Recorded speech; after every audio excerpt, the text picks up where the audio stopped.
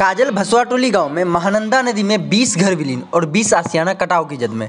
बरसात के मौसम आते ही लोगों की आशियाने उजड़ने लगते हैं। लोग कड़ी मेहनत से जिंदगी भर कमाकर मकान बनाते हैं, लेकिन लोगों के दिलों में प्रत्येक साल पानी फिर जाता है। लगातार नेपाल की तराई सहित बिहार बंगाल की सीमा क्षेत्रों में बारिश होने से महानंदा, कनकई और परमान सहित अन्य नदियों के बढ़ते हुए घटने से लगातार अनुमंडल क्षेत्रों में नदी कटाव जारी है। बताते चले कि 22 प्रखंड के सुगवा मानंदपुर पंचायत अंतर्गत वार्ड संख्या 12 काजल भसवाटोली गांव में महानंदा नदी में 14 घर कटकर विलीन हो चुका है और लगभग अब 15-20 घरों में कटाव का खतरा मंडरा रहा है। वहीं कटाव को लेकर गांव के लोग पूरी तरह सहमे हुए हैं। भसवाटोली गांव में रहने वाले ग्रामीण सहित वार्ड सदस्य मोहम्मद हसीब ने बताया कि कटाव के कहर से ग्रामीण सहमे हुए हैं। ग्रामीणों के रातों की नींद गायब हो गई है। भसवाटोली में लगातार 3 साल से महानंदा नदी का कहर जारी है। पहले गांव से महानंदा नदी 3 किलोमीटर की दूरी में थी, इसमें सैकड़ों एकड़ खेती की जमीन नदी में कटकर विलीन होते हुए अब गांव के पास आ गया है। 3 सालों में सैकड़ों बड़ी बड़ी पक्की बिल्डिंग व कच्चे मकान कटकर नदी में समा चुके हैं।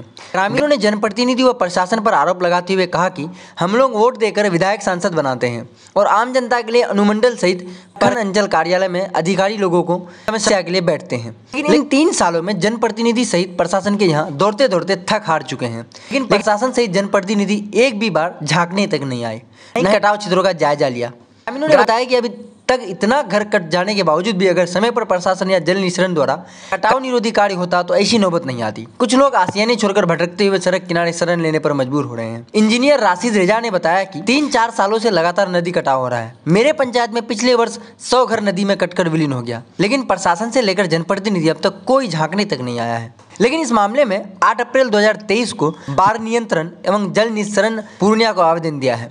जिला अधिकारी व डीडीसी ने आश्वासन दिया कि इस कार्य को विभाग द्वारा किया जाएगा। इस मामले में अधिकारी ने बताया कि जांच के लिए कर्मचारी को भेजा गया था। इसकी रिपोर्ट बाढ़ आपदा विभाग को भेजा गया है। पंचायत सुगवा मानंदपुर, ग्राम काजल, वार्ड नंबर 12 में यहाँ जो है मोटा मोटी भसवाटोली में 3 ठो गाँव था, 3 टोला बसा था, एक घर था। टोला में क्या है कि एक टोला कट गया 2 साल पहले, लगभग वहाँ 20 से 25 घर, वहाँ भी कुछ नहीं हो पाया, कट करके चला गया इधर उधर। कोई रोड में है, कोई कुछ है, कोई कुछ है। इस बार भी 15-16 घर कट गया और वो लोग भी रोड में, उसके पास ज़मीन नहीं है, 1 डिसमिल ज़मीन नहीं है, रोड पर अभी जो है ऐसे करके 40 टांग करके रहा है, अभी से मैंने किया है।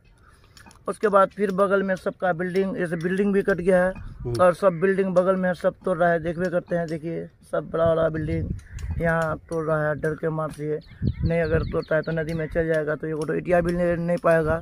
इस कारण से बिल्डिंग सब जो है तोड़ रहा है और लेकर के वही रोड पर रखता है। इसमें प्रशासन कुछ नहीं किया, कुछ अब तक कुछ नहीं किया है। पर उस बार मैंने पहला साल जो 2 साल पहले जो कटा था वहाँ भसवाटोला में, तो प्रशासन को किए आया, जांच में कर्मचारी आया, लिख करके लेके चला गया, कुछ अब तक नहीं मिला। फिर फोन करते हैं बार बार, कुछ। क्या नाम हुआ आपका? मोहम्मद हसीबुर रहमान। नदी कटाव का क्या मामला है? काजल गांव, वार्ड नंबर 12, भसवाबाड़ी नाम से ये जगह है। यहाँ 20 से ज़्यादा घर अभी नदी में सम्मिलित हो गया है और इसका हम लोग सूचना दे चुके हैं, कर्मचारी को दिए थे, सीओ साहब को भी फ़ोन किया गया था। तो लेकिन ये जो घर जो कटा होता है, इसमें सरकार की तरफ से जो भी प्रावधान है उसके इसमें अभी तक कुछ भी नहीं मिला है। और इससे पूर्व भी नदी कटान चरम सीमा पे है।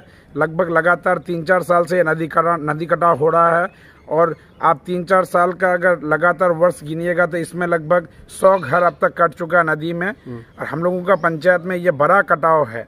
कई बार विभाग को भी लिख के दिया गया, विधायक को एक हम लोगों का एक प्रतिनिधि होने के नाते तो कहे ही, लेकिन इसके अलावा आम पब्लिक का, वार्ड मेंबर का, काजल के वार्ड मेंबर जो वार्ड नंबर 12 के हसीब, उनके द्वारा भी कहा गया, कई बार सूचना दिया गया, लेकिन इसमें कुछ भी नहीं। जो बंडाल जो बनता है, कटाव निरोधक कार्य, किसी भी तरह का कोई कार्य नहीं किया गया। कितना साल से कार्य नहीं हो रहा है जब से कटाव हो रहा है? ये 3 साल से कार्य नहीं हो रहा। लेकिन मुख्य बात एक ये है, जो मैं मुखिया प्रतिनिधि होने के नाते एस्टीमेट भी बनाया था, कई जगह 3 से 4-5 एस्टीमेट बनाया मैं, लगभग 36 लाख का 3-4 जगह एस्टीमेट बनाया, छोटा छोटा कटाव निरोधक कार्य मनरेगा से करने के लिए। जब मैं डीएम साहब के पास गया और डीडीसी मिल करके हम लोगों का इस कार्य को स्थगित कर दिया, बोला आप लोगों को नहीं करना है, विभाग करेगा। विभाग कब करेगा? रंगदारी पे उतर गया है, आप सोचिएगा प्रशासन।